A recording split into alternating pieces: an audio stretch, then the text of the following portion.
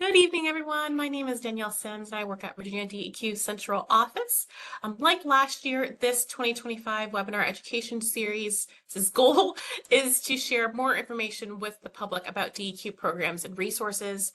You can visit deq.virginia.gov/edu series to learn more of our future webinars.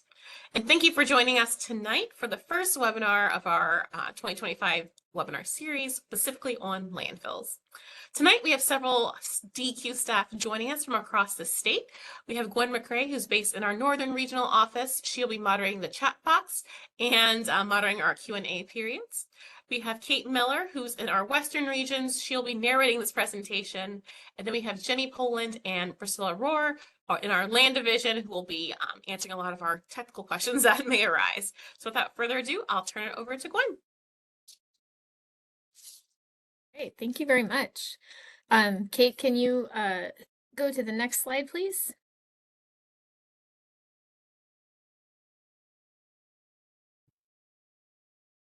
All right, so Kate will probably come back to the welcome and agenda to talk a little bit more about what we will be covering this evening, but I am going to first give everyone a little bit of an overview about how to use the WebEx platform. So the first thing that you may notice is that you have a mute and unmute button at the bottom that is currently locked. We are going to keep the mute buttons locked for this webinar, so please do put your questions into the chat. If you have a question that you think is urgent and you need it answered right away, you can click the raise hand button, which is also at the bottom next to the reaction button. And so you can feel free to raise your hand there. But probably the most important thing as far as getting questions asked and answered will be the chat. That is located in the bottom right-hand corner of the window. If you click on that, it will open up a chat window and you'll be able to send your questions that way. We will have several question breaks and we will pause to answer some questions. If we have time, we will also answer questions at the end. Also, just to let you know that if we aren't able to get to your questions, we will follow up with an answer via email after the webinar. We will not be able to answer any questions about specific facilities. So if you do have questions about specific facilities or permits, you can still put them in there, but just know that we won't be able to answer them tonight, but we will follow up with you afterwards. And so with that, I will turn it back over to Kate to continue with the webinar. Great. Thank you so much, Danielle and Gwen. So welcome again to DEQ's Landfills 101 webinar. We really appreciate you joining us here tonight. Through this presentation, we got a lot of information and we hope to cover the difference between a landfill and a dump, what goes into the siting, design, planning, and engineering of a landfill, including measures that protect the contents of the landfill, so the waste and the waste byproducts, what stops those from getting into the environment. We'll go over different types of landfills, and while most of the presentation does focus on solid waste landfills, we will briefly talk about other types as well. And the life cycle of a landfill. That's how we go from a concept or an idea to developing the new landfill, all the way from the landfill being completed, constructed, landfill operations, all the way until the landfill is full and has reached capacity, and then closing it down once it's no longer accepting waste, and then past that, the post-closure care and even possible redevelopment opportunities for those closed landfill sites. We'll also go over regulations specific to landfills and the permits that need to be obtained to create and operate a landfill. And of course, what roles DEQ plays throughout the life cycle of a landfill, verifying that regulations are followed, issuing permits, monitoring inspections, etc. So here are tonight's objectives for the presentation. Well, again, we're going to discuss what goes into a landfill, and we mean this both literally and figuratively. So what goes into the development and the construction of a landfill, and what types of waste should or should not be put into specific types of landfills. We'll also have some discussion that hopefully will provide a more complete role of DEQ's understanding in the regulations of landfills, what DEQ can do and what we can't do as an agency. Our involvement, again, from siting all the way to that post-closure care of the landfill, identifying landfill regulations that DEQ enforces, and protecting the Commonwealth's air, land, and water resources. We'll also be going over DEQ's online and publicly available resources that you can use to find information about landfills, view opportunities for public participation in the permitting process. These include PEEP, which is our permit enhancement evaluation platform, where users can go to track applications for different types of landfill permits and see their progress. DEQ lands and waste web pages, where you can find information on these DEQ programs, as well as information on public notices. And the Virginia Environmental Data Hub, you can use this platform to view, for example, all the solid waste facilities in Virginia. And we also have some resources that you may have seen as well. There's a fact sheet that accompanies the information we're providing tonight. It has the basic information on landfills and DEQ resources. We'll also be posting, well, I should say Gwen will be posting links in the chat for us so you can get some information on the topics that we're discussing. And the links and a few definitions have also been included in the handout for you to reference. So after the webinar is over, we're going to work together to pull all of this information that will go into an email to you. It'll have the link to the webinar itself, and then it'll also have the fact sheet that I just talked about, and the links, and then the handout, which will have the links as well as some of the definitions. So if you miss anything in the chat or something in the in our discussion tonight, you'll have those references as well. And again, let's see. As Gwen mentioned, we won't be able to answer questions specific to projects or specific permits, but we will definitely circle back to you after the presentation to follow you up with the DEQ staff member that can get you that information. So here are, this is government, so we use a lot of acronyms, a lot of alphabet soup going around, and we're going to do our best to minimize the use of acronyms and abbreviations in this presentation, but there are some that may pop up on the slides that you'll see this evening. The first one is CCR. It refers to a specific type of industrial solid waste landfill that's designed for coal combustion residuals. That's where the CCR comes in. And that's a fancy name for coal ash, which is produced from the burning of coal and coal-fired power plants. Next one is CDD. This is also a type of solid waste landfill that's designed specifically for construction, demolition, and debris material. There's the CDD. And also, so there's a certain type of landfill that takes materials specifically from construction, demolition, and debris. DEQ, that's us. And everyone here we have online tonight is DEQ staff that are helping out with this presentation. EPA, that's the U.S. Environmental Protection Agency. And PCC, that stands for post-closure care. It refers to the activities that occur in a landfill once it has closed. And SWP, that is the solid waste permit. As a part of tonight's presentation, we're hoping for some participation from those who are willing to engage with us a little bit. So we thought we would start off by getting everyone a little bit warmed up with this question. When you hear or see the word dump, what do you think of? So if you want to go ahead and think about what the word dump sort of brings to mind for you, and then type your responses into the chat, and then Gwen will see if we have anything coming in at this time. But yeah, when you think of the word dump, what sort of comes to mind for you? So we have a couple of responses coming in, such as a bunch of trash collected in an area, consumption, a trash mountain. We also have some adjectives here: smelly, household refuse, trash disposal, and a mixed variety of solid waste and gas. Household trash piled in a huge mountain. Yeah, I would definitely agree with a lot of those, right? The word dump doesn't really bring forward a lot of good visions or ideas of smells or anything else. So, and now we'll go to when you think of the word landfill, what do you think? So we did dump a minute ago, but now we're going to sort of move towards the word landfill. And what does that make you think of? You want to follow the same procedure and type it in the chat. Gwen will take a look and see if we have any things coming up. All right, so some people say they think of the same things, such as lots of plastic, tires, decomposing organics.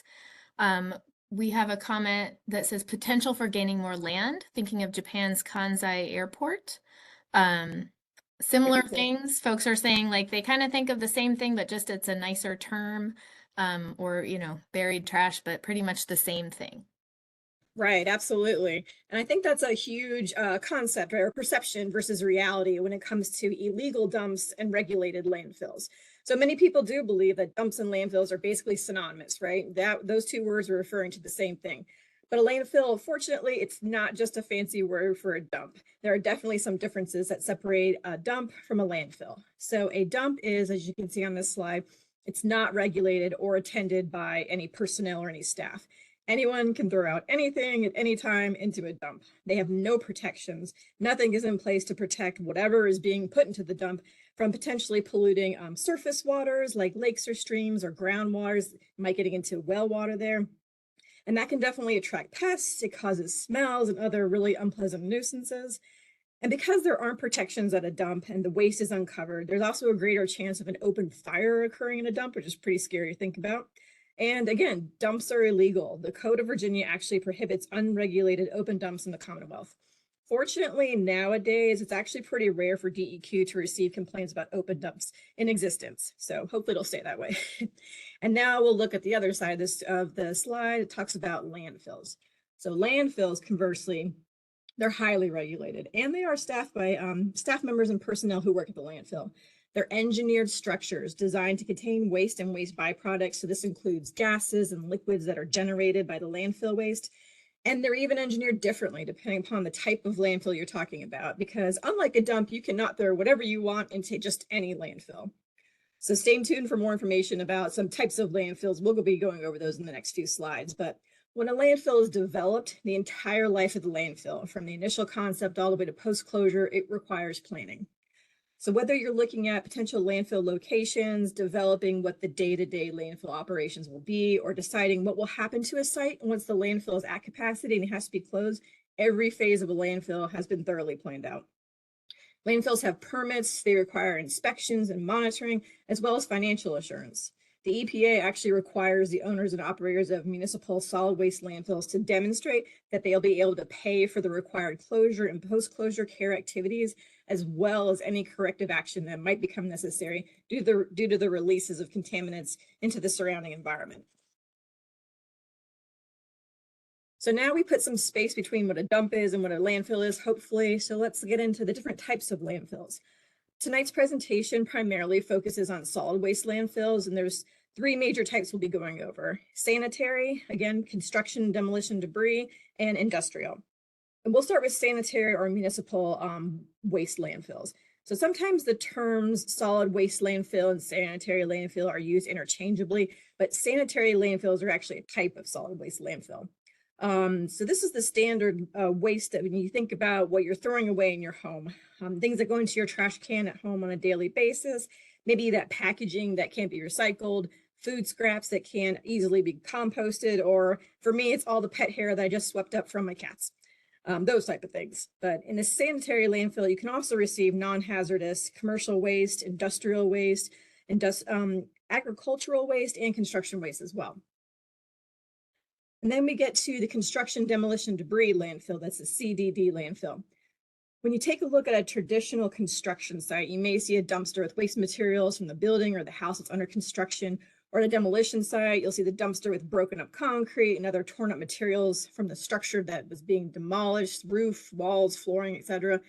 And when a site's being cleared, there's other types of debris that might need to be disposed of. And there are separate requirements for these types of landfills that are dedicated to receiving only construction, demolition, and land clearing materials, these CDD landfills. And then we have industrial. An industrial waste landfill is a solid waste landfill used primarily for the disposal of specific industrial waste or waste that's a byproduct of production process. One example we have here, you can see, is the coal combustion residuals landfill, or CCR. There are other examples of industrial landfills in Virginia as well. Some are actually run by manufacturers who only use the landfill for their own waste generated on their own properties. Those are called captive landfills. And other industrial landfills are non-captive, meaning that they do receive industrial waste generated from other properties.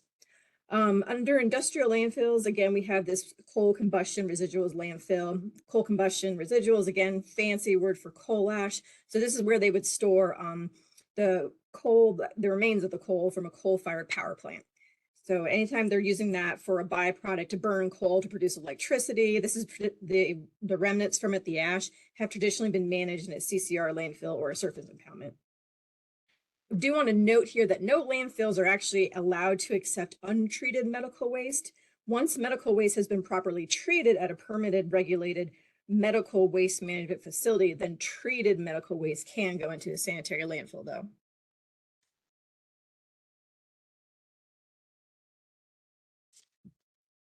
All right, so we're going to take a deeper look at the CCR landfill on this slide. So in 2015, the EPA announced final coal ash regulations that established a national minimum criteria for the disposal of coal ash in landfills and ponds. The Waste Management Board amended the Virginia Solid Waste Management Regulations in December of 2015 to incorporate the EPA's CCR rule. And then the revisions have been adopted through the 2020 version of this federal rule. And additionally, in 2019, the General Assembly passed legislation regarding the closure of coal ash ponds in the Chesapeake Bay watershed. So effective of July 2019, coal ash ponds at power stations in the Chesapeake Bay watershed must be closed and must be closed by the removal, and the coal ash has to either be recycled or disposed of in a modern lined landfill. So this legislation requires a minimum of 6.8 million cubic yards that has to be recycled as well. Similar legislation was passed in 2020 requiring the closure of coal ash units in both Giles and Russell counties. When DEQ regional office staff review and issue solid waste permits for CCR landfills, they include the review and approval of closure by removal plans, groundwater monitoring, surface water monitoring, cost estimates and financial assurances, and a public participation process as well. So let's dig into the details and discuss what goes into developing a new landfill. To start off, who wants to build a solid waste landfill? Municipalities might be interested in having a landfill for the disposal of household waste and other types of non-hazardous waste. Different municipalities, different cities and counties might also pool their resources together, take a regional approach to create a landfill that several municipalities can use. Private waste management companies might also have their own landfills, or they might manage the landfills that are owned by the municipalities, for example. And a commercial entity might want to have a landfill for industrial waste. So going back to that example of coal ash, the power companies that do or did previously rely on coal needed somewhere to store the coal ash. So they had to develop these coal combustion residual landfills, which is, again, one type of the industrial landfill. So what is the process to develop a solid waste landfill? We start with the solid waste landfill permits. These are issued by DEQ. The permits require prior to construction, or the permits are required prior to the construction, operation, or modification of a solid waste management facility. And the solid waste permit can take about 3 years to obtain.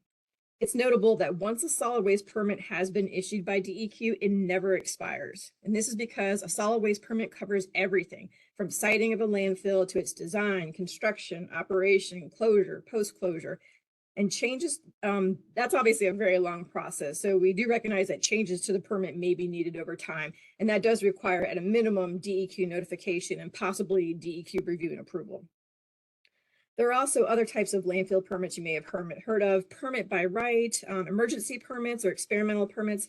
But again, for the sake of this presentation, we'll only be talking about solid waste permits and other DEQ issued permits that are required for solid waste landfills. So a new solid waste landfill is going to go through an entire permitting process. This is a 3-step process, which starts with a notice of intent being sent to DEQ by an applicant. This initiates the permit application process. The notice is a letter. It's indicating to us the intended use for the new facility, or it describes changes to an existing facility to initiate a permit modification. The notice of intent provides applicant disclosure statements, local government approvals and agreements, and the results of public participation activities. So even before DEQ is involved, those local government approvals and agreements should already be in place. And there's already been, at least hopefully, an opportunity for public participation. A new solid waste landfill would then move on to a Part A application and a Part B application. Part A, determination and issuance. This provides information essentially for the assessment of the suitability of the proposed facility. So what exactly does this mean?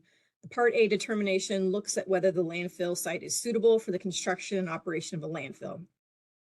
DEQ reviews Part A applications for administrative completeness, technical adequacy, and regulatory compliance. And this part A is going to set the limits on for the landfill design, set the site boundaries. You'll get the landfill elevation and capacity, daily disposal unit, design criteria, such as seismic stability factor and other special conditions.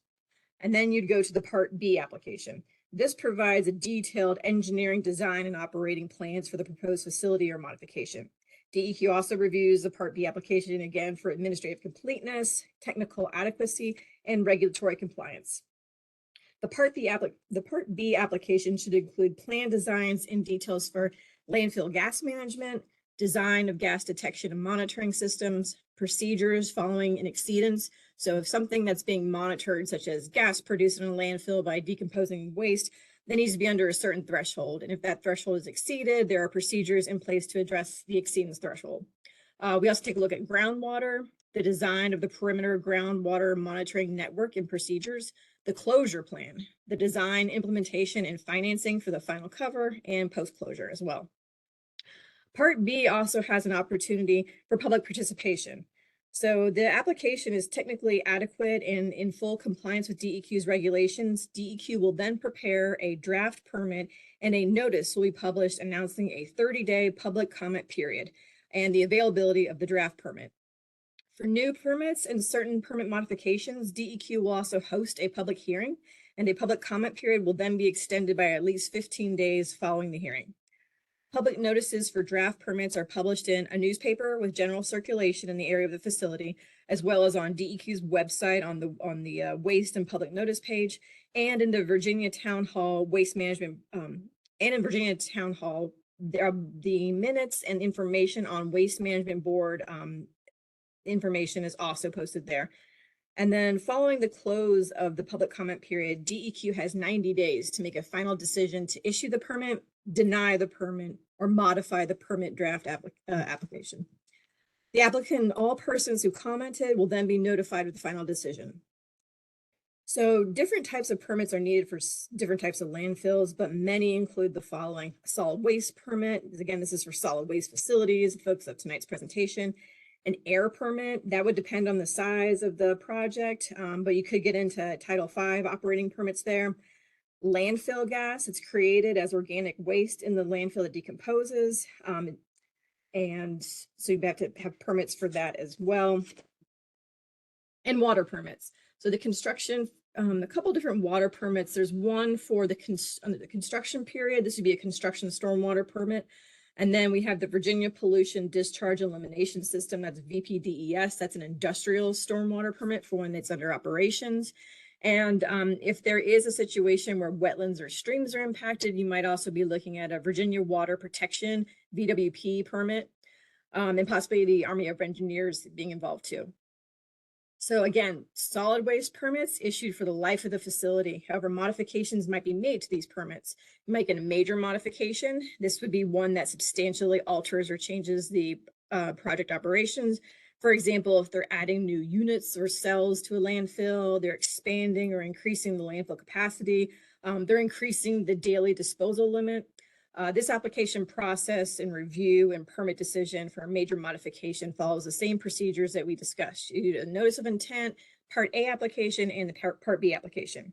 For minor modification, this would apply to minor changes that keep the permit current with routine changes to the facility or its operations, but they don't substantially alter the permit conditions. So these would require DEQ written approval and local government notification as well. And then we have a permittee change. This can be implemented without DEQ approval. However, the permittee must notify DEQ at least 14 days prior to putting the change into effect. So, and they also have to notify the local government 90 days before the, actually 90 days after the change is put into effect. An example might include if there were changes in the name or the address of the phone number of the contact personnel, if there's any typos or errors that they recognize in the applications that they want to correct.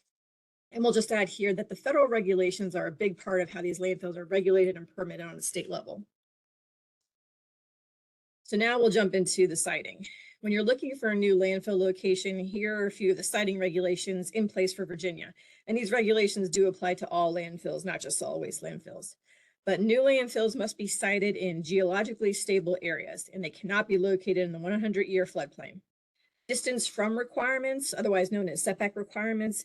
Some examples of those: that the landfill shouldn't be 200 feet from a residence, school, daycare at the time of application, should be at least 100 feet from a stream or river, 50 feet from a facility boundary, 500 feet from a well or a spring or groundwater, any source of drinking water at the time of the application, 1,000 feet from the nearest edge of right-of-way of any interstate or primary highway, or 500 feet from the nearest edge of right-of-way or any other highway or city street.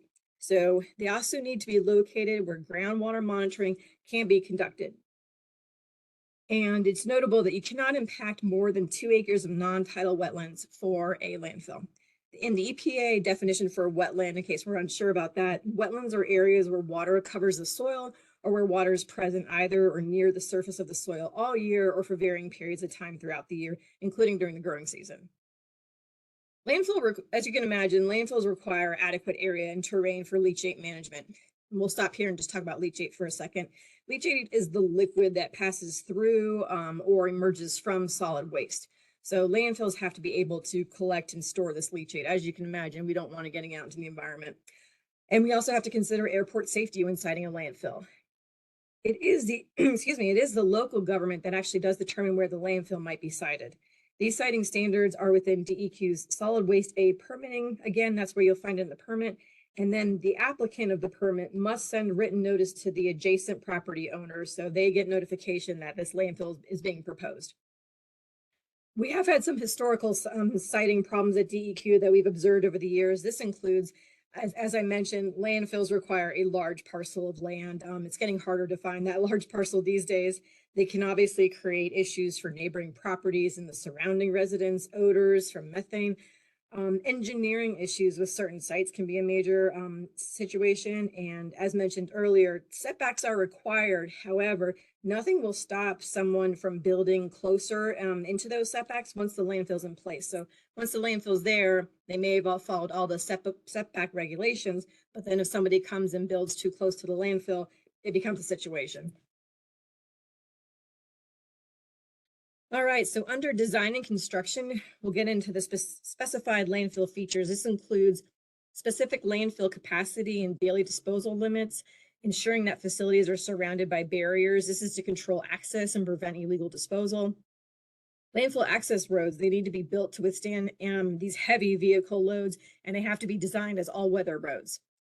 An applicant also has to consider the aesthetics in the design of a landfill. So that would include screening for visual aesthetics as well as for noise, hopefully to get that noise level down. And they must control the surface water runoff. So that's going back to stormwater management. The landfill design also has to include a fire break of 50 feet between the landfill waste and the tree line. And the bottom liner of the landfill and the closure cap all have specifications that need to be followed as well. And then it needs to include decomposition gas venting system or gas management and collection system. The state and the federal regulations require that landfills collect and control landfill gases, most of which is methane. And then there are requirements for leachate control and monitoring systems as well. And then groundwater monitoring systems must be installed at landfills. A double-lined CDD or industrial landfill may get an exemption, however. But all landfills must be constructed in accordance with the approved plans. That's an important point. So construction quality and assurance program has to be employed during the landfill constructions, again, to make sure that they're being built correctly per the plans. And the final contours of the finished landfill also have to be specified and in compliance with the regulations. So before we continue with the landfill permitting process, we'll take a quick detour and discuss gas control and collection systems for a second here. Landfill gas is made up of approximately 50 to 60% methane, 30–40% carbon dioxide, and about 10% of other gases that include oxygen. The state and federal regulations require landfills to collect and control these landfill gases, and many of your larger landfills currently have gas collection control systems in place, most likely required from previous federal air regulations for landfills. For larger landfills of a certain size or that generate a specific level of emissions, a network of gas collection wells must be placed throughout the landfill to ensure the gas collection system is operating properly and that their operating standards are being met per the state and federal air regulations. As previously mentioned, that needs to happen. And even if a gas collection system is not required at a landfill, it's notable that gas monitoring may still be required. So a gas control and collection system, these are designed to collect at a sufficient extraction rate and minimize off-site migration of subsurface gas. Once these gases are collected, they can be burned off on site, also known as flaring, or they can be piped through natural gas pipelines to a waste to energy or gas to energy facility on site or nearby. The graphic on this slide kind of illustrates the collection of and processing of landfill gas to produce methane for multiple uses.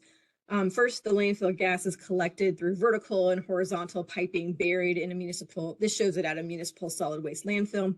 The landfill gas is then processed and treated for use. And in the image, you can see the potential end uses of landfill gas. It includes industrial and institutional uses, arts and crafts, pipeline gas, and vehicle fuel. Landfill gas can be used to create energy for on-site use and or it's sold back to the grid even. So sometimes gas collection may be installed even before it's required under DEQ regulations. And what this means is that it may take a landfill a while to produce enough gases that it reaches the level where a gas control and collection system is actually required. However, a landfill owner might want to install a system early to start capturing the methane so that it can be reused on site or used to generate electricity and again sold back to the grid. In this case, DEQ might not regulate the system just yet, but DEQ would obviously still be aware of the system and its design and its construction specifications. All solid waste landfills are required to prepare and maintain an operations manual that's consistent with current operations and regulatory requirements. The manual has to have at least the following plans: an operations plan, inspection plan, health and safety plan, unauthorized waste control plan, emergency contingency plan, and landscaping plan. The operation manual should be revised as needed to reflect current facility operations and should be recertified on an annual basis by a responsible official. The federal air regulations, they have monitoring and operational requirements as well. Other landfill operational activities include random load inspections, daily disposal limits. This is key to a limitation that's defined in the landfill permit. They can only take in so many tons of waste per day. Most landfills fall between a few hundred and a few thousand tons per day, depending upon the size of the landfill.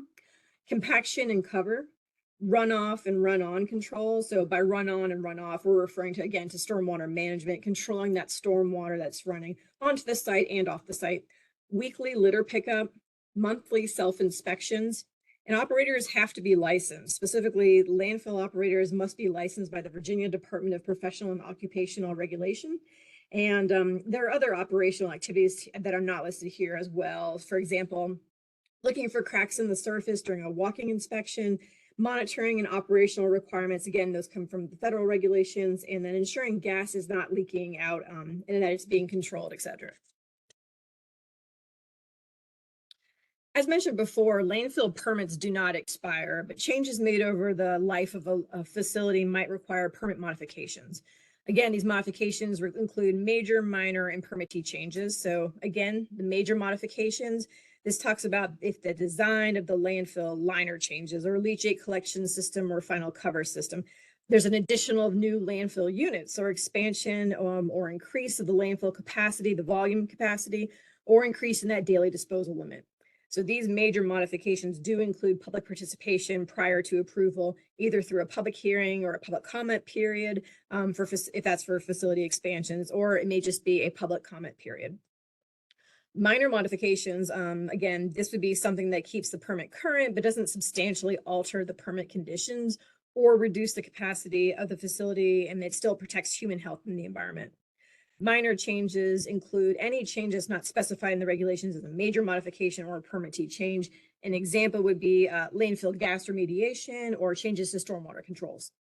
So for a permittee change, this can be implemented without DEQ approval, but again, notification to DEQ prior to the implementation and notifying the governing body of the city or town or county where it's located within 90 days of the change being put into effect is required. So these include, again, equipment replacement and upgrades with equivocal components, a change in contact information for personnel, or changes in the post-closure use of the property without disturbance of the cover. So different types of permits, land, air, water, have different requirements for when a permit is modified. This slide illustrates the difference between a landfill build out and a landfill expansion. So in the image on the left-hand side of your screen, it shows a landfill where 3 of the waste cells are designed, but another cell that's labeled as phase 4 is also shown. Going back to solid waste permitting, Part A of the application delineates a facility boundary and the waste management unit boundary. And in this case, phase 4 of the cell is still within the original waste management unit boundary and the facility boundary. The Part B of a solid waste application may show the design of 3 cells for the landfill and may provide for future areas that are not designated within the existing waste management unit boundary. Shown here again is phase 4. The future design of phase 4 would be a major modification to the permit and would incorporate the design and construction of that phase, but it would not be considered an expansion. In the image on the right-hand side of your screen, this shows where there are 3 waste cells that are designed. There is a phase 4 that's still, again, within that original waste unit boundary. And then there's phases 5 and 6 blocks that are shown outside the original boundary. In this case, the waste management unit boundary would need to be increased from the original to allow phases 5 and 6. And the addition of phases 5 and 6 would constitute an expansion of the facility. So the highlighted permits all have opportunities for a public participation process. A note about the Virginia Water Protection, that's the VWP permit. See here, public meetings do depend on the size of the landfill. And then also, due to a bill in 2022 from the Virginia Waste Management Board, public hearings may occur if there is a potential for public interest. So we just went through a lot of information. We're going to ask for a little feedback here, and then we will pause for questions. So to get your minds moving a little again, we discussed landfill siting and design and operations so far. Is there anything so far that you've heard for the first time or you've learned in this first part of the presentation about landfills? So if you're interested and want to put that into the chat, that'd be fantastic. All right, this is Gwen. I'm going to give folks a chance to start to put some responses into the chat. So for example, the difference between dumps and landfills. So I'm glad that that is a new thing that folks are learning about this evening. While we're waiting for other folks to respond, I might go ahead and just ask the first question because the first question actually refers to that. So someone asked, do dumps just get started by someone starting a pile and others just keep piling on? And if someone complains about it, what happens? So Jenny or Priscilla, would you be able to take that question? Hey, this is Priscilla. I can take that question. Yeah, I guess historically a dump could have started that way. Nowadays, it's rare. I think Kate said this, it's rare for us to get a complaint about an actual open dump, but it does happen from time to time. There are bad actors out there. Open dumps are illegal. So if we receive a complaint, DEQ does have a pollution response program with staff who investigate all complaints, and we would, most likely visit the site, try to get access to the property to take a look and confirm if it is actually an open dump. If so, we do have regulations that we can enforce that prohibit open dumps and require that anyone who's improperly managing solid waste would immediately cease that activity and remove the waste and properly manage the waste at a permitted solid waste landfill. Great, thank you so much, Priscilla. So we did have one other person respond about something that they've learned about for the first time tonight, and that was hearing about the setback requirements and the regulations involved with landfills. We do have a few more questions as well, so I'll keep asking questions. We got some great questions. So another person asks, how are transfer stations and convenience centers related to landfills? Yeah, I can take that one as well. So transfer stations are another type of solid waste management facility. They do require a permit. A transfer station is referring to a centralized facility that solid waste comes in on collection vehicles that have collected solid waste from multiple properties, perhaps curbside pickup, that sort of thing, brings it to a centralized location, and then the waste is consolidated on a larger hauling vehicle to then transfer it off, usually to a landfill. A convenience center, on the other hand, is a location where individual citizens can bring their own trash. Uh, you may think of, in the past, people called them green box sites. Now they're typically nicer organized locations. They're on a schedule of weekly pickups.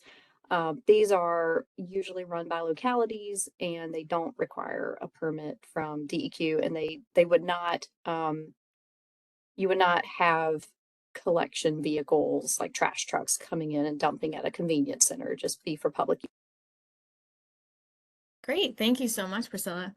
So our next question is a two-part question. I'm going to ask the second part first, and then I'll come back to the first part. So this is about recycling. Does DEQ have any responsibility or at least input into the recycling of any substances that go into landfills? And just so you know, the first part of that question was about recycling coal ash. So that's why I wanted to, I know that that's kind of a separate thing. So I wanted to pull that out and first have you answer the question about recycling other substances in landfills.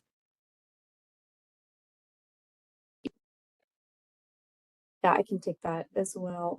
So we do have some input into recycling materials that don't go into landfills or go, toward recycling instead of landfill disposal. The big thing about how our solid waste regulations work is that recycling is typically exempt from permitting, but depending on the material, there may be certain criteria that need to be met in order to comply with the regulations. And there are, in our regulations, there's certain activities that are considered beneficial use of waste. And so they're allowed to be recycled as long as they meet the criteria for beneficial use. Great. And then the first part of that question was, is the recycling of coal ash part of DEQ's purview?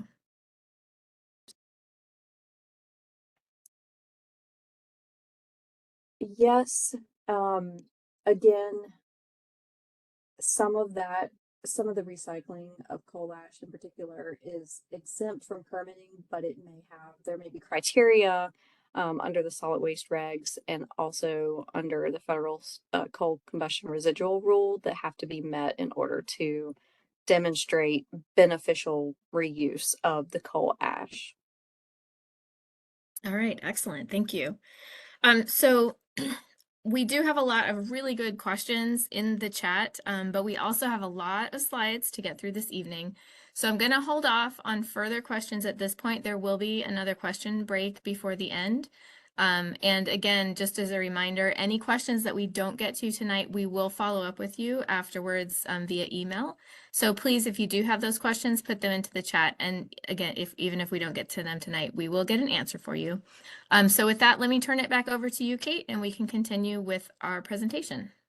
Great. Thank you so much, Gwen and Priscilla. I appreciate those. Okay, so we have walked through how to get a new landfill permitted and designed and constructed and operational. So now we're going to move on to what happens when it is time to close a solid waste landfill. The landfill regulations include closure requirements that are applicable to all landfills. And these requirements outline the time allowed for closure, allowable final design, cover designs, and steps the permit team must complete following the construction of the final cover or cap. An example of final cover designs, this might be a geosynthetic plastic, clay, or soil, so long as the clay and the soil have the appropriate permeability to prevent the infiltration of stormwater. By this, what we mean is that there's not a way for water that's flowing through the clay and the soil to actually get into the landfill and into where the waste is. So where would you find this information? Well, landfill permits include closure plans, like we mentioned, that outline the specific closure procedures and design. And the permittee, they have to modify their closure plan anytime there are changes in operation or if the landfill design affects the approved closure plan. So even though we're winding down, the landfill is closing up shop and there certain regulations still apply. For example, there are state and federal regulations that require gas control and collection systems, those GCCS, to continue to operate until several requirements are fulfilled. And this is because the waste is closed, or the landfill is closed, so there may not be waste going into it anymore, but the waste that is contained in the now capped landfill is still going to continue to generate gases. So there's still collection and control requirements in play there. This slide shows a diagram. This is from the EPA of a closed landfill. It shows wells and probes that are installed to detect leachate or methane leaks outside of the footprint of the landfill. It also includes pumps to get that landfill leachate up to the storage tanks for collection and disposal. In this landfill that they're showing here, it's capped with layers of topsoil and sand and clay to contain the waste and the waste byproducts. Following the closure of a landfill, the facility enters a post-closure care period where the permittee must continue to operate leachate in landfill gas systems, perform regular landfill gas and groundwater monitoring, and maintain and repair as necessary the landfill final cover system as outlined in their post-closure care requirements. Landfill permits, again, they have these post-closure care plans that outline specific monitoring and maintenance activities. The permittee has to submit modified post-closure care plans at any time that the plan has been revised. As mentioned in the last slide, these closed landfills, the ones that are no longer accepting waste, still monitoring gas though, and assuming that they were, and that assumes that they were required to monitor gas in the first place. And then we can move into the redevelopment of a closed landfill site. So DEQ's voluntary remediation program, VRP, it facilitates the sale and the reuse of industrial and commercial properties in the Commonwealth. This program benefits all Virginians as participating in the voluntary program decreases the potential for environmental liabilities of reusing or further developing existing commercial properties, as well as the expansion. It also decreases the expansion of commercial sites into pristine lands. So closed landfills have been repurposed as parks, as open spaces. Mount Trashmore in Eastern Virginia is always the example that comes to mind for people. Even casinos and solar projects have been put on closed landfill sites. It's really any sort of use that doesn't impact the cap or doesn't require any infrastructure that would impact that landfill cap. In accordance with regulations, landfills are required to have financial assurance to cover the cost of care, post-closure care, and groundwater corrective actions if those are needed.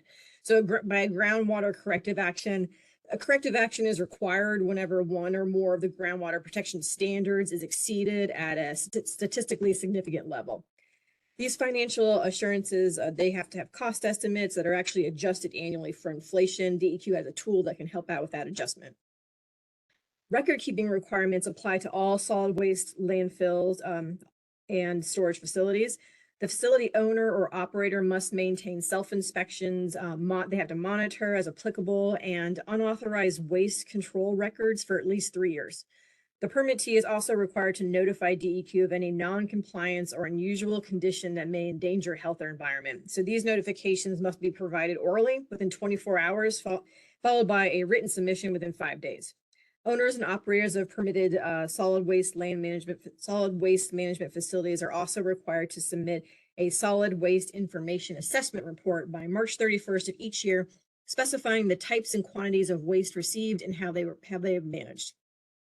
So this is just a partial list of the record keeping that's required. Other records include daily waste tonnage by type that's accepted, random load inspections, leachate generated, treated, disposed, litter pickup logs, disclosure statements, equipment maintenance, safety training, gas monitoring records, groundwater monitoring records, odor complaints and logs as well. And so here's a quick sort of brainstorming for everybody to participate in if you feel so inclined, to see what types of use you might like to see at a closed landfill. A quick reminder as you start putting your ideas into the chat, we wouldn't want any activities that require infrastructure or would disturb or damage the landfill cap in any way. So maybe stay away from things like building an Olympic-sized in-ground pool or something like that. But any other ideas, we'd love to hear them, what you might see or like to see being done with a former landfill site. All right, our first response is athletic facilities, Yes, definitely. parks, gardens. There's a comment that says Mount Trashmore seems to be a hit, but combining it with some community gardening would be nice. Native meadows. Natural areas like parks, or even using it as a place for reforestry. Solar fields or data centers that use methane as part of their data mix. Awesome. Some very interesting ideas right there. Fantastic. Yeah.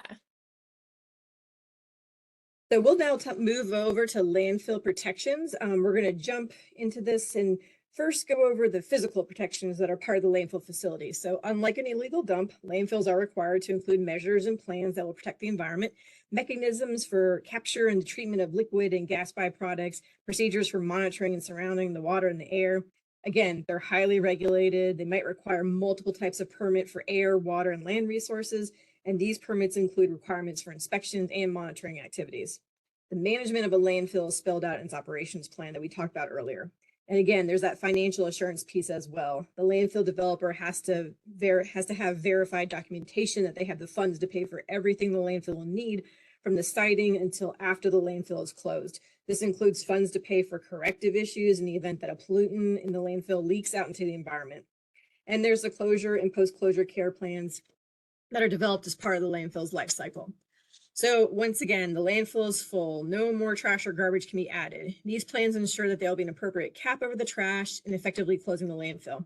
And then once the landfill cap has been closed, the post-closure care plans lays out what will happen next with the closed landfill. And that is how the area will continue to be monitored for a period of time, 30 years minimum for sanitary landfills, for example, how the closed area will be utilized, again, maybe a park or some athletic fields, solar projects, and what activities can and cannot happen to ensure the protective measures of the landfill, the cap, and the final cover are not impacted.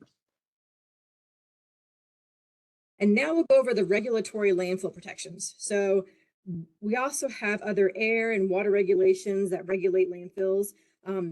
Non-hazardous solid waste is regulated under subtitle D of RCRA, which we're going to get into in a different slide. The regulations established under subtitle D ban open dumps and waste and set a minimum federal criteria for landfills. At the federal level, again, there's that RCRA word. That stands for Resource Conservation and Recovery Act. This is a collection of laws and regulations, what we call RCRA. It gives EPA the authority to control hazardous waste from cradle to grave. And then with regards to solid waste, RCRA establishes the framework for a national system of solid waste control and minimum criteria for solid waste landfills. At the state level, we have the Virginia Waste Management Act and the Solid Waste Management Regulations. This law and regulations are what set standards for a solid waste management facility in Virginia. So again, that's when we're talking about the siting, design, construction, operation, monitoring, closure, and post-closure of a landfill. Also at the state level, we have the Virginia Solid Waste Planning and Recycling Regulations. So the recycling requirements do dictate that 25% that there has to be a 25% minimum recycling rate. And there is some exceptions. It will go down to 15% minimum recycling rate if a population density is less than 100 people per square mile, or if there's an unemployment rate that is at least 50% greater than the state average.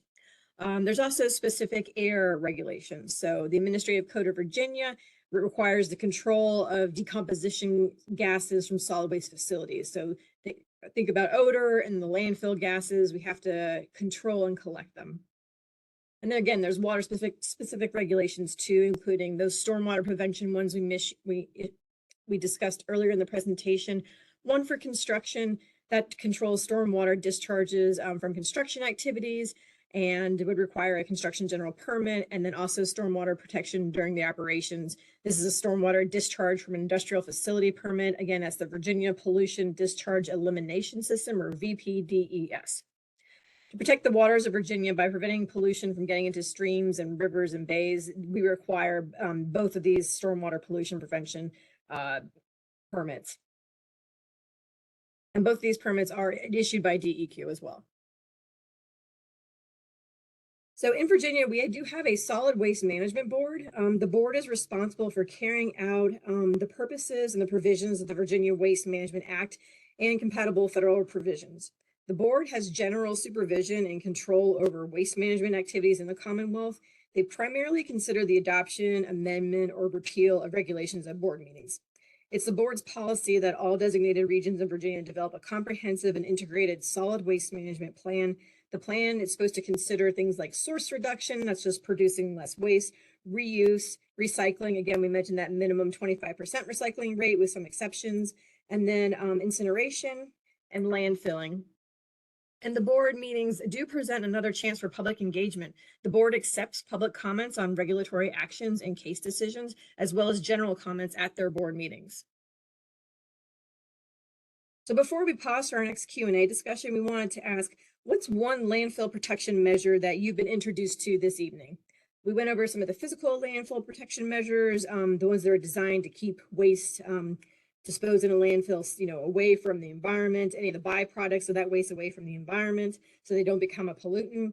A little bit about odor and air protections. We talked about landfill regulations as well, both the federal and state level, and the Waste Management Board and their policies. So if there's anything you can think of, any of the new measures that you've been introduced to this evening, if you could put those in the chat, that'd be fantastic.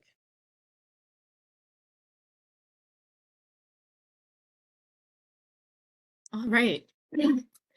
So some folks that have been recently introduced to air protection measures, capturing and reusing methane gas. Looks like we're probably going to get some more coming in here. Learning about leachate ponds. There's a question attached to that, and we'll come back around to the question. So I will come back to the question. All right, so it looks like folks are getting some new good information about air protections and water protections. Absolutely, yeah. And if that's good where we are right now, then yeah, Priscilla and Jenny, that sounds like there are some more questions that have popped up. Maybe Gwen can read out some of those and you can help us address them. Yes. So we do, again, we've gotten a lot of really great questions, and we'll see how many of them we can get to. So the first question is actually a two-part question. The first part I'm going to ask is, how long is a cell active before it is capped?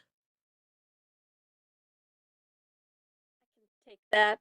It really just depends on the size of the cell and the waste intake rate for the landfill, so how much waste is coming in. But cells can typically last for, anywhere from 1 to 5 or 10 years, depending on the size of the facility, and again, what their intake rate is and the size of the cell that's constructed.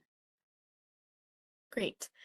And then second part of that question, does methane collection occur after the cell is capped? Is that correct? Typically, collection systems are put in when the facility is getting ready to close, but they can be put in earlier. A lot of times when the landfill has come up to finished grades in part of the landfill, they'll go ahead and put in those gas collection wells, even if they're not quite ready to cap that area yet.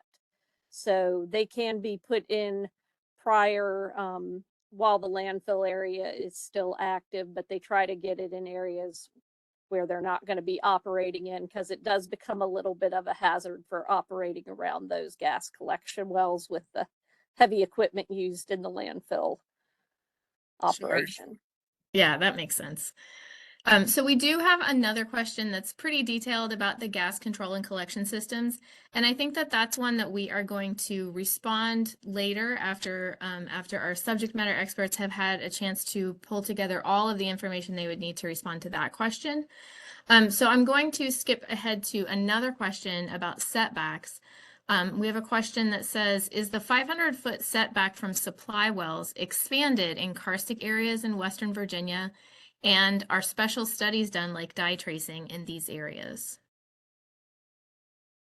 So for siting of landfills during the Part A, the karst would be evaluated and looked into. There are regulatory requirements for sanitary landfill siting that require a separation of 100 feet from any solution cavern. So, but if a facility was near a karst area, that is something that, you know, would be looked into during the Part A criteria, during that evaluation for the siting of the landfill. Great, thank you. The next question, with site selection, protecting the air and storm water runoff were mentioned. Are there wildlife or botanical studies that are done before or during the permit process? So also during that Part A, part of the application process includes a landfill impact statement, which looks at the potential impact of the landfill on parks or recreational areas, wildlife management areas, critical habitat areas of endangered species, as designated by applicable local, state, and federal agencies. So historic sites and fish and wildlife as well. So that is also looked into and investigated as part of the Part A application that is submitted. And then also during the final landfill, once the permit's developed, that is also sent out to several different agencies, including Fish and Wildlife and our sister agencies with Conservation and Recreation, several different agencies, the Department of Aviation. So they all get to evaluate and get an opportunity to review the draft permits and comment on that as well. So we do seek input during the final permit processing for the Part B, but their input's also kind of evaluated through the landfill impact statements and studies that come in during with the Part A application. All right, great. Thank you so much. So we do have a question about leachate. I'm going to read the question and then maybe ask for some clarification. So the question is, I learned about leachate ponds. Do those have an expiration date? And I guess our subject matter experts will be able to answer this better, but I had not we've talked about leachate collection systems, and I'm not sure if there are ponds connected with those collection systems, and kind of what the longevity of those systems looks like. So a leachate system would be in place during the active life of the landfill and during post-closure care, and even potentially after closure of a landfill. That leachate needs to be dealt with and managed properly. So leachate can be collected and it could be stored in a tank temporarily prior to discharging to a sanitary sewer system. Ponds are also used. If a pond is used, it would be lined, similar to having the same requirements as the landfill liner. So, but that would be operational for the duration that that landfill is collecting leachate. That leachate would have to be managed. Okay, great. Thank you so much. Another question about gas collection. For how long can methane be captured after a cell is capped?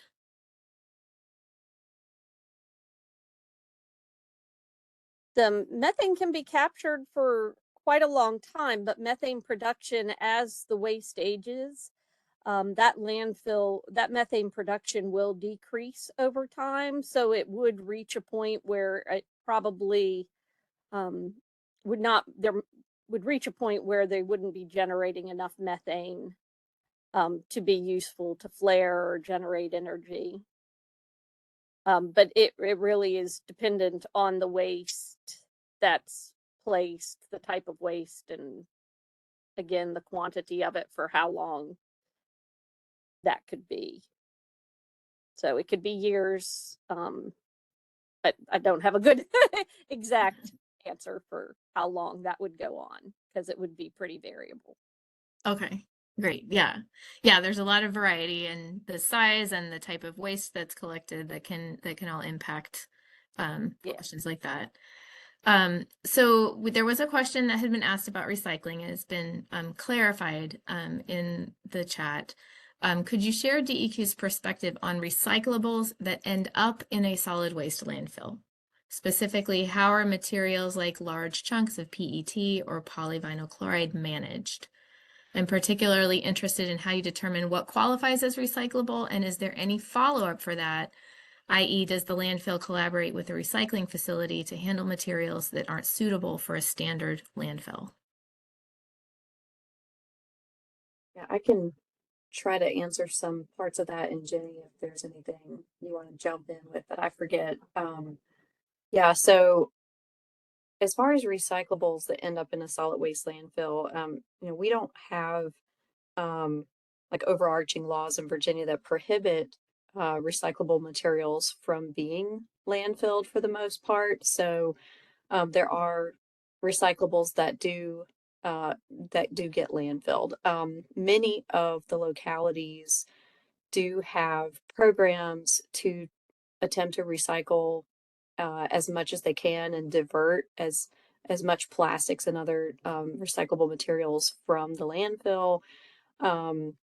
For the good of their citizens. They also, they want to conserve airspace in the landfill. They want their landfills to last. So, they'd rather not fill up the landfills with materials that can be managed in another way, such as recycling.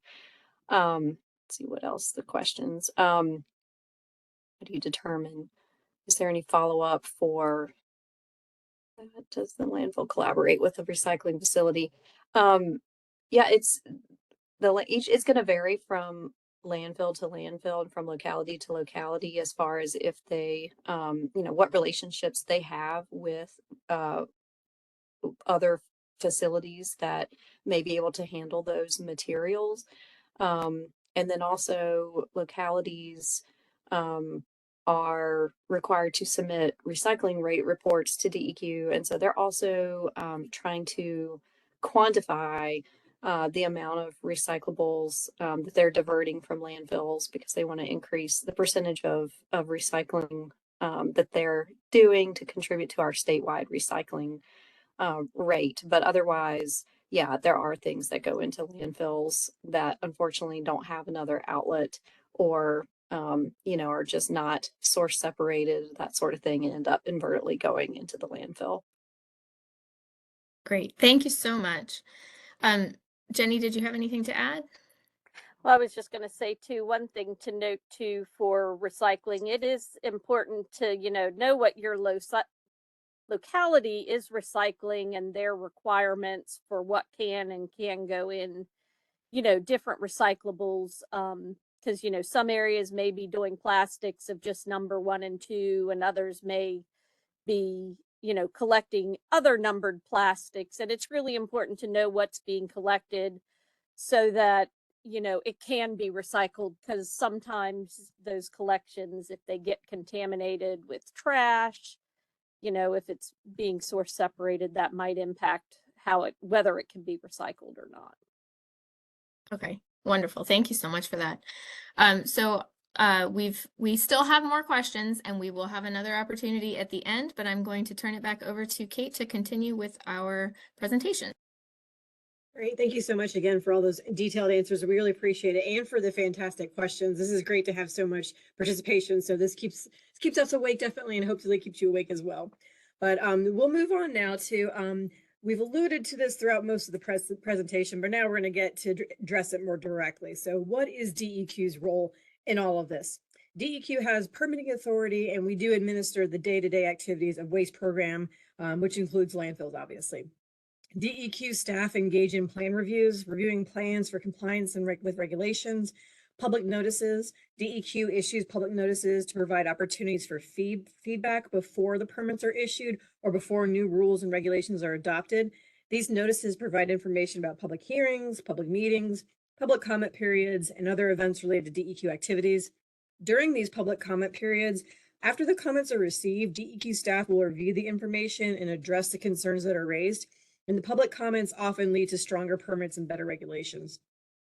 DEQ staff also issues permits. Solid waste landfills have to have DEQ issued permits prior to construction.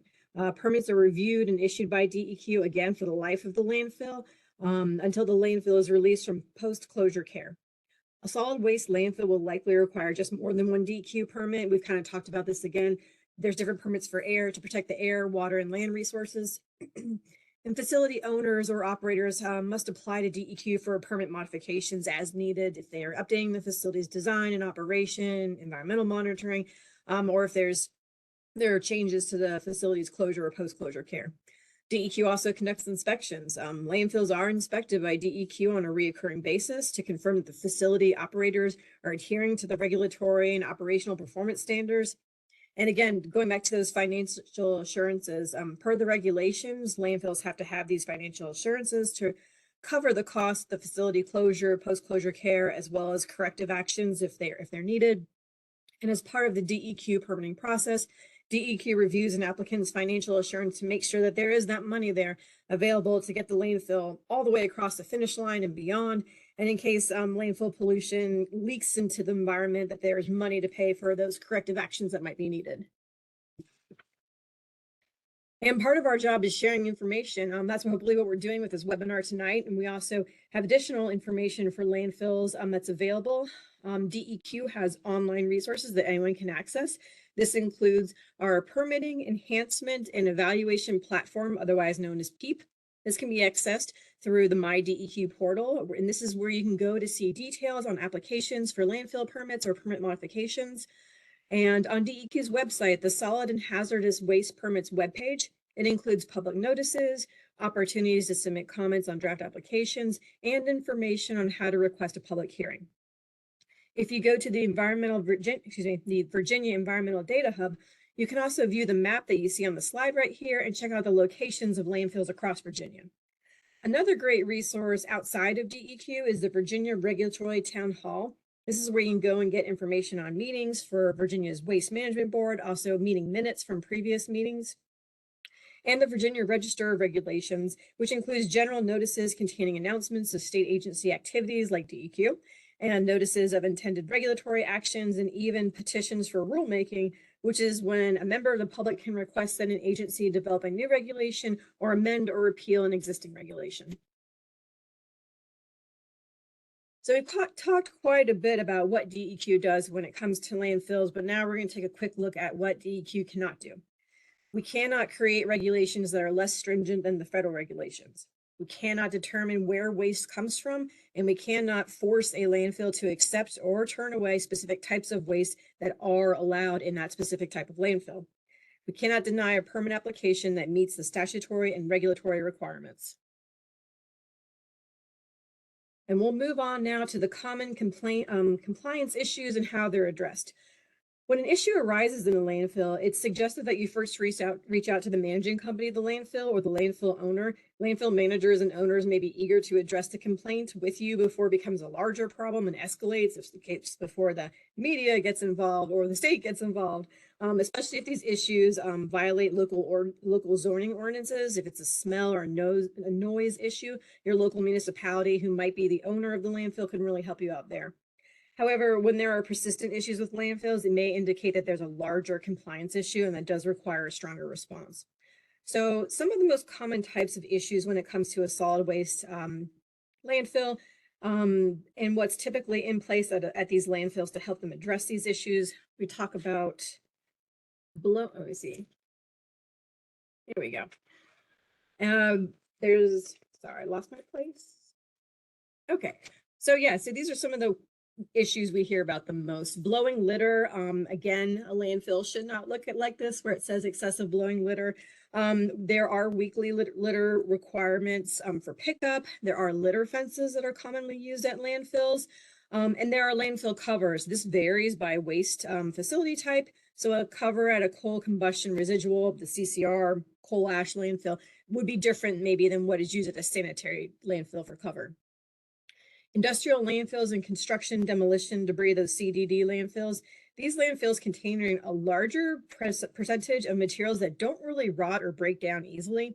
CDD landfills, they require weekly cover, and industrial landfills only require periodic cover unless you're disposing of asbestos, which that would require a daily cover. For sanitary landfills, now these landfills, as we're all sort of aware of them, the material in them will immediately begin to decompose, and that does produce a smell typically.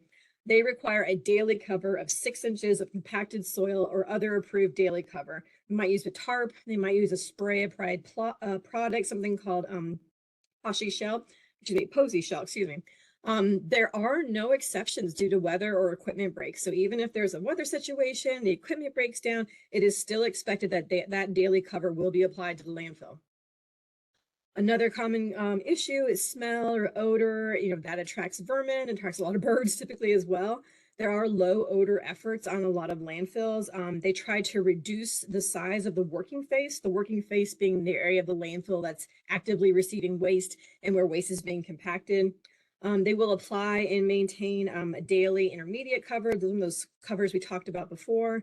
Repairing erosion and rills. On the left-hand side of the screen here, you can see a picture where there's been some erosion and rills have resulted, and unfortunately they have exposed some trash that is not supposed to be exposed right now. So making sure that they maintain and repair those rills. Minimizing stormwater from draining into the waste in the first place. Also, the operations manual for solid waste landfills, it does include an odor management plan to reduce the odor, and then procedures for when odor becomes a problem. Other mitigation efforts are based on best management practices and are also available to address odors. There's also the issue of the truck traffic and the noise. New landfills do require a VDOT traffic study. The solid waste regulations require that mud being tracked out of landfills and onto the main roads be minimized. So they have to have features in the landfill for that as well. And the noise has to be less than 80 dBA at a facility. So that sound 80 dBA, that would be comparable to a food blender or garbage disposal or running or a hairdryer. There's also methane gas migration and groundwater concerns too. So there's gas control collection requirements that we've talked about, monitoring sample points designed with properly constructed monitoring probes and wells. Those are very helpful for these reasons. Methane gas conducted by a qualified on-site personnel or consultants. Sampling points for groundwater, that'll be done by professional consultants and certified laboratories. The monitoring wells do need to be locked and labeled. They can't be damaged or leaning like you might see in some of these pictures here. And they make sure that they're capturing methane for use for energy or for flaring. Some other compliance issues, again, especially if you're leaving at the land site or first thing in the morning at the very end of the day, you might notice that they're not applying a daily soil cover or alternative daily cover like a tarp or one of those sprays we talked about at the end of the day, which is required. So be aware that cover requirements are not the same for all landfill facilities. Again, the sanitary landfills, that's a daily cover situation. It's more of a weekly situation for the industrial landfills. And excuse me, but almost all landfills do have both gas and groundwater monitoring wells, usually right along the outside of the landfill or the perimeter of the property. And they should be closed, again, locked, labeled, not damaged or leaning, and the concrete pad should be intact and free of any standing water or dirt or vegetation. Leachate. So again, we're going back to that liquid that passes through or emerges from solid waste. Leachate does have to be managed in accordance with the leachate control requirements. The landfill design report or leachate management plan would outline the site-specific design of the leachate collection and storage system. This is one of the most common and visible plans you might see on a site is a leachate seep, like you see in some of these pictures here. Again, leachate is that liquid that none of us are really excited about, but it results when basically there's a stormwater runoff. It might be from rainwater, snow melt that infiltrates the waste mass and causes that leachate, that liquid that's coming from the landfill itself. So a leachate seep on its own is not necessarily a violation if it's on a side slope and the facility is taking actions to eliminate the cause of the seep and repair the cover. However, leachate must not drain outside the lined area or get into the stormwater ponds or cause an unauthorized discharge into surface waters.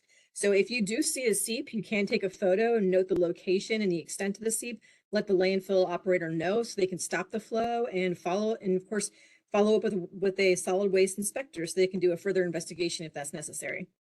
Leachate outside of a lined area does need to be reported by the landfill manager to DEQ or the other contact that might be operating the landfill. It needs to be reported to DEQ within 24 hours of when it's first observed, and need to follow up with a letter within 5 days of that. So in some of these photos, we can see the left corner, the leachate is from there's leachate in a forebay of a sediment basin. And the bottom middle picture, you can see here, leachate is pooling at the toe of the slope.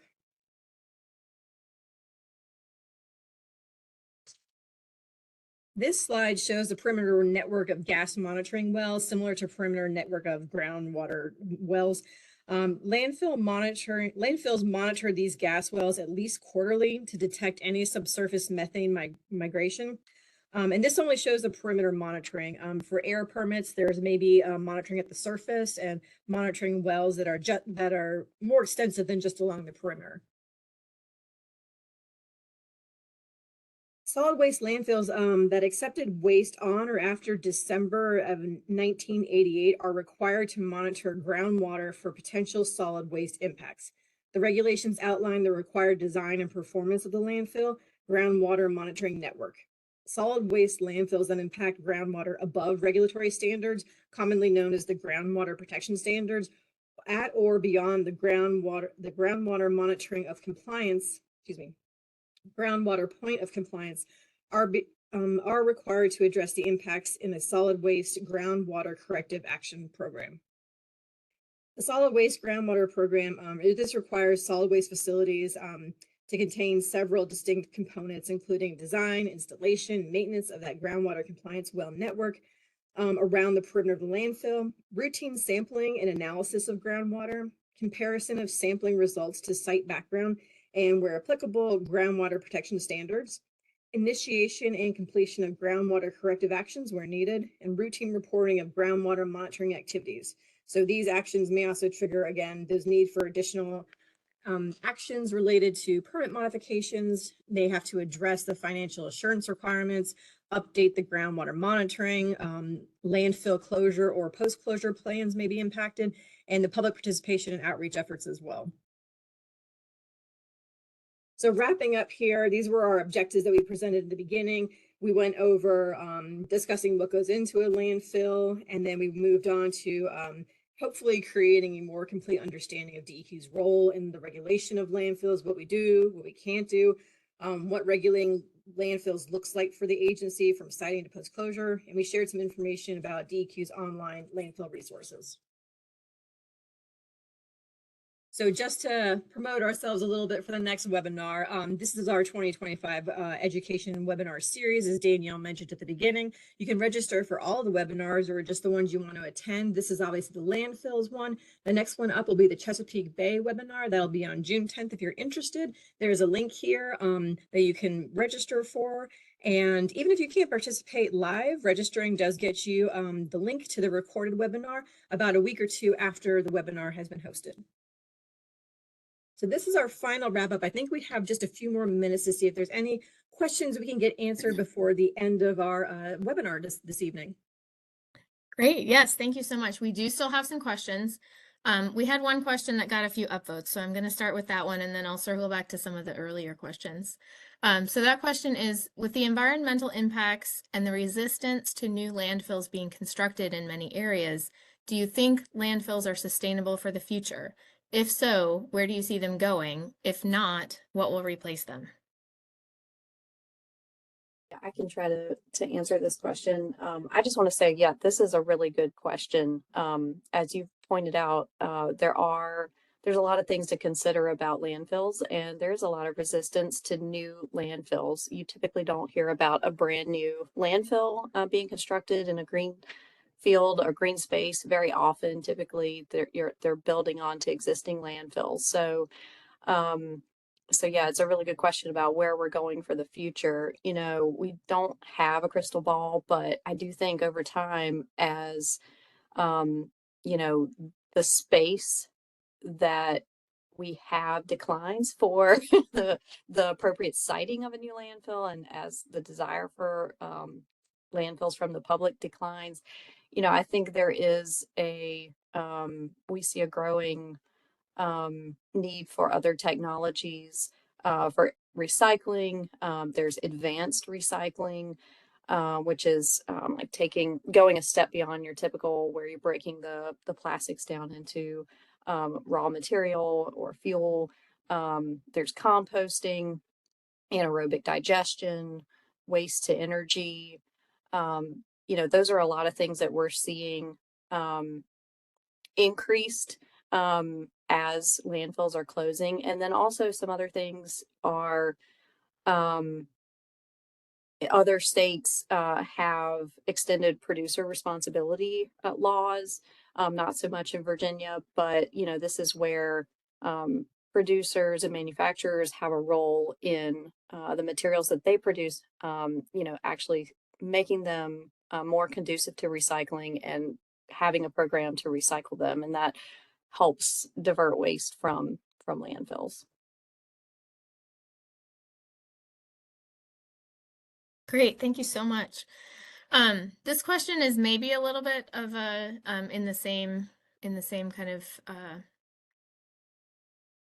spirit. Is there another state or country that has excelled in this field and are a bit of an example for others in their practice of how they select, permit, and maintain their landfills? So I don't have another particular state or country who has excelled. I do think it's important to note that all states in the United States do have to at least meet the minimum criteria for landfill permitting, design, construction, operation that's in the federal Resource Conservation and Recovery Act regulations. So we're all, at least on that level playing field. And then from there, it varies a lot throughout the United States as far as, there's bills being introduced every year in every state, and their legislation, may pass those into law that ends up creating ways for particular states to kind of excel in the recycling world, or incentivizes recycling and that sort of thing. So it really varies a lot from state to state. Great, thank you. So we do have a couple of other specific questions, and it looks like we still have a couple minutes, so I want to see if we can get these answered. The next question is, just wanting to clarify, methane gas is only collected once a cell is capped or a landfill is fully capped? Question, the systems to capture methane may be installed but not functioning until the cap is on, so is methane escaping until the cell is capped? Yeah, and I probably should clarify, the methane can be captured while the facility is active, and there are some differences in capped being the final cap that's put on, but the facility is required to operate, depending on the facility, with sanitary landfills have daily cover requirements. So at the end of the operating day, they are covered with 6 inches of soil or another approved method. So, and the methane collection, some of that may also depend on the air permitting requirements and the size of the facility. They may be required to start it early. So methane can be collected prior to a cell being closed or the final cap being installed. That methane can be captured. But that being said, when the landfill is operating, there probably is a chance where some methane is escaping while the cell is active and running as well. Because depending on the size, not all facilities may actually have to capture the methane from the landfill. Okay, thank you. Thank you, Jenny. Next question is, when putting material into the cells, what can landfills do to help facilitate decomposition?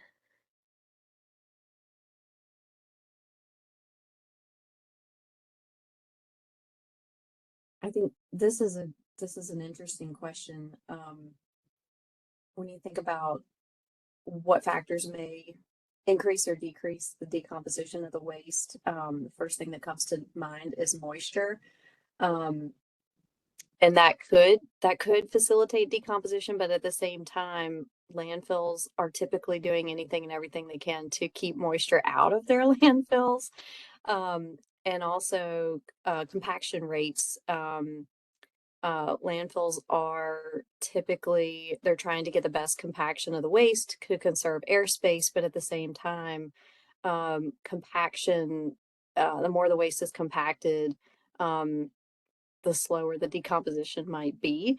So those are some of the things that come to mind is that kind of work against the landfill, but are yet desired outcomes. And Jenny, I don't know if you have anything that I comes was to gonna, mind.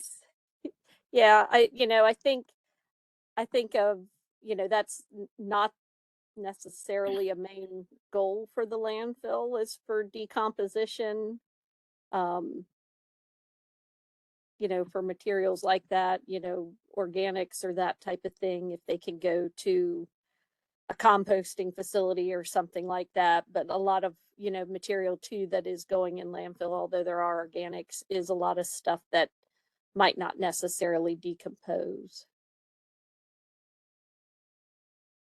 All right, Jenny and Priscilla, thank you so much for those excellent answers.